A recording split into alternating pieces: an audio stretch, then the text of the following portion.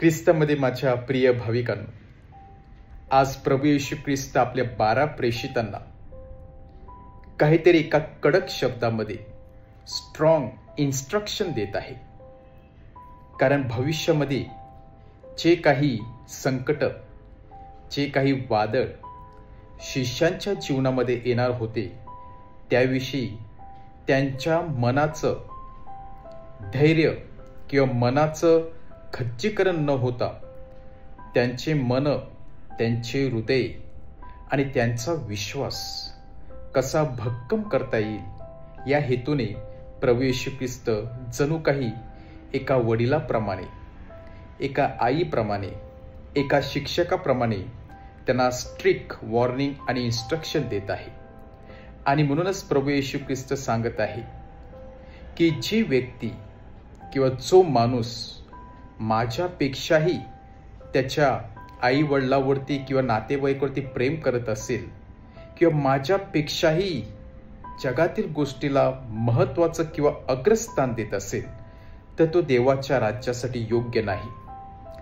हे प्रभू येशू ख्रिस्त केवळ आणि केवळ प्रेषितांना सांगत आहे. कारण प्रेषितांनी प्रभू येशू ख्रिस्ताला अनुसरलेलं होतं.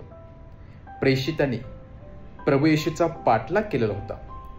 आणि कदाचित या प्रेषितामध्ये ते विचार भावना असेल की परत त्या जगाकडे वळावं, परत त्या जगाच्या अही गोष्टीमध्ये गुरफटून जावं.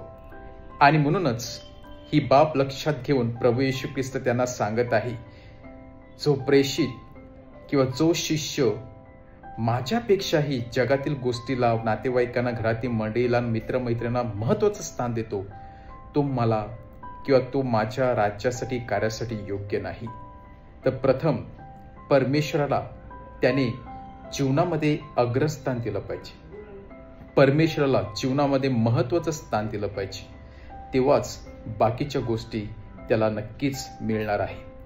पुढे आणखी प्रभू येशू ख्रिस्त सांगत आहे, जो शिष्य स्वतःचा वधस्तंभ घेऊन माझ्या मागे येत नाही, त्या शिष्याला माझा जवळचा शिष्य किंवा मला अनुसरता येणार नाही. कारण क्रूस हे माझ्या प्रेमाचं प्रतीक आहे आणि येशूच्या मागे येणाऱ्या प्रत्येक शिष्याने त्याचा क्रूस वाहणे गरजेचं आहे, अत्यंत महत्वाचं आहे. आणि हीच बाब प्रभू येशू ख्रिस्त आपल्या शिष्यांना सांगत आहे, तुम्ही आपला वधस्तंभ घेऊन माझ्या मागे आले पाहिजे. वधस्तंभ हे वेगवेगळ्या स्वरूपात येत असणार आहे. कदाचित शिष्याच्या आतमधील कमी विश्वासपणा असेल, तो देखील एक वधस्तंभ झाला. कदाचित शिष्याच्या जीवनामध्ये असलेला एखादा आजार, तो देखील वधस्तंभ झाला. त्यांच्या मनामध्ये असलेलं एखादं भीती, ते देखील वधस्तंभ झालं. अशा प्रकारचे वेगवेगळ्या प्रकारचे वधस्तंभ प्रभू येशू ख्रिस्त त्यांना घेऊन आपल्या मागे येण्यासाठी पाचारण करत आहे. वधस्तंभ म्हणजेच आपल्या जीवनामध्ये कुठलीही कमतरता असेल, कुठलीही भीती असेल, काही गोष्ट असेल, त्या वधस्तंभाला आनंदाने मिठी मारून तो वधस्तंभ घेऊन प्रभू येशूच्या मागे येण्यासाठी आज प्रभू येशू ख्रिस्त शिष्यांच्या मनाची तयारी करत आहे. कारण प्रभू येशूच्या मागे येण्यासाठी आपल्याला पूर्णपणे आनंद मिळेल असं नाही.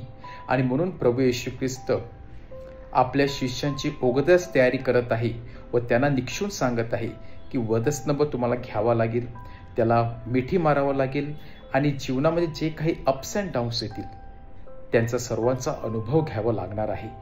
ही समज प्रभू येशू ख्रिस्त आपल्या शिष्यांना देत आहे. आणि शेवटी प्रभू येशू ख्रिस्त सांगत आहे, की जी व्यक्ती माझ्यासाठी आपल्या स्वतःचं प्राणार्पण करणार आहे किंवा जी व्यक्ती स्वतःचा जीव देखील मला देण्यासाठी देणार आहे, त्या व्यक्तीला स्वर्गामध्ये प्रथम प्रवेश मिळणार आहे. म्हणजेच जीवनामध्ये परमेश्वराला अग्रस्थान देणे किंवा परमेश्वराला उच्च स्थानी ठेवणे हे प्रत्येक शिष्याचं ध्येय असलं पाहिजे. हे प्रत्येक शिष्याने मनामध्ये ठेवलं पाहिजे. असाच प्रभू येशू ख्रिस्ताचा हेतू आहे. म्हणजेच परमेश्वरासाठी जरी आपल्याला प्राणाची आहुती द्यावी लागली तरी आपण ती आनंदाने दिली पाहिजे, असे प्रभू येशू ख्रिस्त सांगत आहे. आपण देखील प्रभू येशू ख्रिस्ताचे शिष्य आहोत, प्रेषित आहोत. बाप्तिस्माद्वारे आपण प्रभू येशू ख्रिस्ताला अनुसरत आलेलो आहोत. आपला देखील परमेश्वराने विश्वास दृढ करावा, भक्कम करावा आपल्यामध्ये येणारे, जीवनामध्ये येणारे छोटे मोठे वधस्तंभ आनंदाने घेऊन जाण्यासाठी परमेश्वराने आपल्याला सामर्थ्य द्यावं. व जर वेळ आली तर परमेश्वरासाठी देखील आपल्या प्राणाची आहुती देण्यासाठी आपण मागे फिरू नये. म्हणून परमेश्वराने आपल्याला विश्वास भक्कम करावा. म्हणून आपण विशेष कृपा व शक्ती मागूया. आमेन.